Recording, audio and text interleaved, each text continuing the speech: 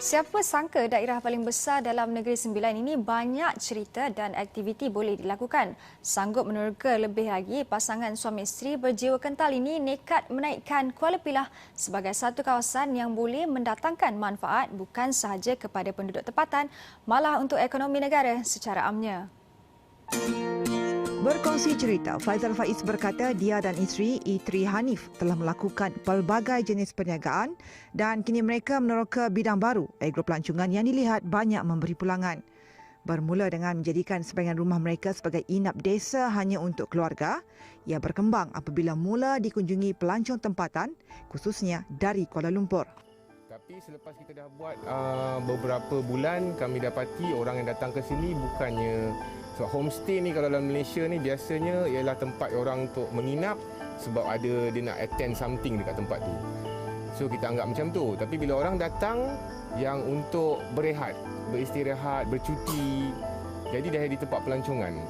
Jadi di situ kami nampak yang bidang agrotourism ni mendapat tempat sekarang ni. Walaupun ekonomi sekarang tengah kira kurang baik, tapi orang perlukan tempat-tempat untuk mereka riliskan dia orang punya stres.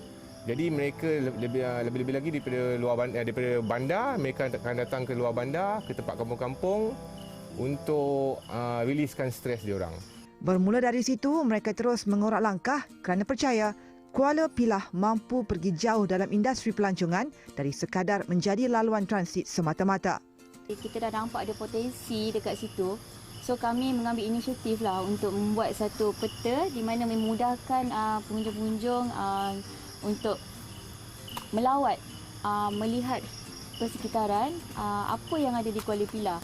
Bila kami try to list down everything, memang banyak sangat kawasan yang boleh dilawati di Kuala Pilah. Dan kami pun agak terkejut bila tengok macam, wow, rupanya Pilah ni is a place that you can do something for tourism. Boleh invite lagi orang luar untuk buat aktiviti macam-macam aktiviti dekat Kuala Pilah ni. Bukan sekadar macam kita tahu Kuala Pilah hanyalah laluan orang kata daripada Pantai Timur pergi balik ke Seremban kan. Malah ia bukan sahaja untuk perniagaan sendiri tetapi juga kepada penduduk tempatan yang menjalankan kerja-kerja pertanian dan peladangan. Jelas Faizal, secara tidak langsung, lawatan ke kebun, ladang dan kolam ternakan dapat memberi pendedahan kepada umum secara langsung mengenai bidang pertanian.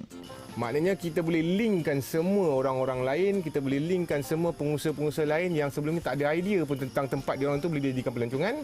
Tempat diorang tu hanya orang-orang Kuala Pilah je datang makan ke ataupun datang pergi melawat ke. Di situ kami linkkan kawan-kawan, kenalan-kenalan sebab kami dalam bisnes dah lama, dah lebih kurang dalam lebih 20 tahun. Jadi kami dapat linkkan dengan kenalan-kenalan kami yang buat ni, yang buat itu, yang buat pertanian, yang diorang selama ni hanya bercucuk tanam sendiri. Tapi sekarang ni kami dapat bawa orang untuk datang lawat. Jadi benda tu bukannya orang datang untuk beli serai ke, bukan. Tapi maknanya dari segi orang exposure orang kepada bidang-bidang pertanian, bidang penternakan. Tambahnya, peninggalan Jepun yang menjadi sejarah ditambah dengan adat perpatih diamalkan cukup kuat menjadi faktor mengangkat Kuala Pilah sebagai bandar warisan sejarah dan juga pelancongan.